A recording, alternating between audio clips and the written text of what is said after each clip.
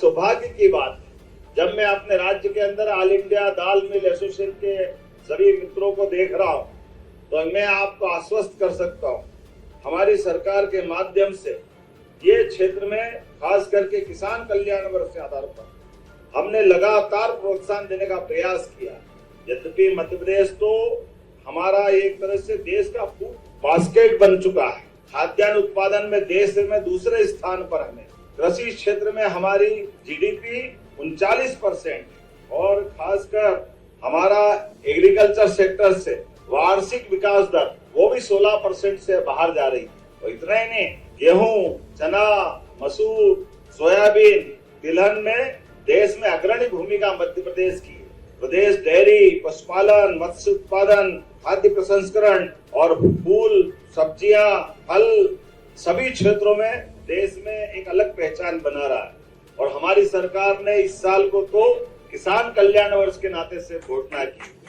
आपके बीच मुझे इस बात की प्रसन्नता है, कई साल से हम सुनते थे भाई तुअर दाल के कारखाने 2300 कारखाने थे, 1300 बचे। अब 2300 से 1300 बचे।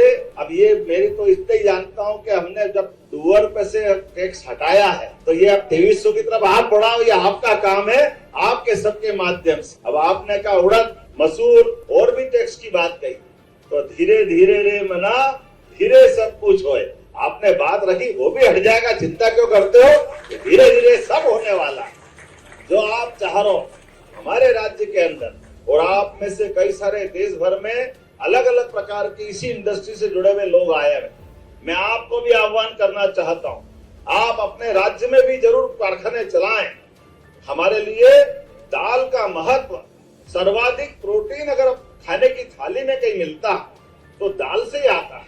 हमको कोई जरूरत नहीं है तमाम प्रकार के क्या क्या विज्ञापन आते हैं, अंडे मंडे संडे जाने क्या क्या होता है, लेकिन हमारे जैसे शाकाहारी लोग तो दाल से ही प्रोटीन पाते हैं, दाल के आधार पर शरीर की आवश्यकता की पूर्ति करते हैं।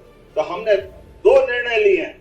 एक निर्णय लिया, देश में दूध का उत्पादन हमारा अभी 9% होता है, इसको 20% तक ले जा रहे हैं, इसलिए दूध उत्पादन को भी बढ़ावा दे रहे हैं। ऐसे ही दलहन दालों के उत्पादन को भी बढ़ावा दे रहे हैं। आज आपसे टैक्स की बात तो कर ही रहे हैं, लेकिन एक और आश्वस्त कर रहे हैं, बहुत जल्दी हमारे किसानों के साथ हम कार्यक्रम करते हुए ये जो मसूर और उड़द इनका उत्पादन भी मध्य प्रदेश में बढ़े, इसके लिए बोनस देने की भी हमारी सरकार योजना बनाने जा रही है कि हमारी फसल बाहर से टैक्स फ्री हो तो हो, लेकिन विदेश के साथ साथ अपने प्रदेश में भी उत्पादन होना चाहिए।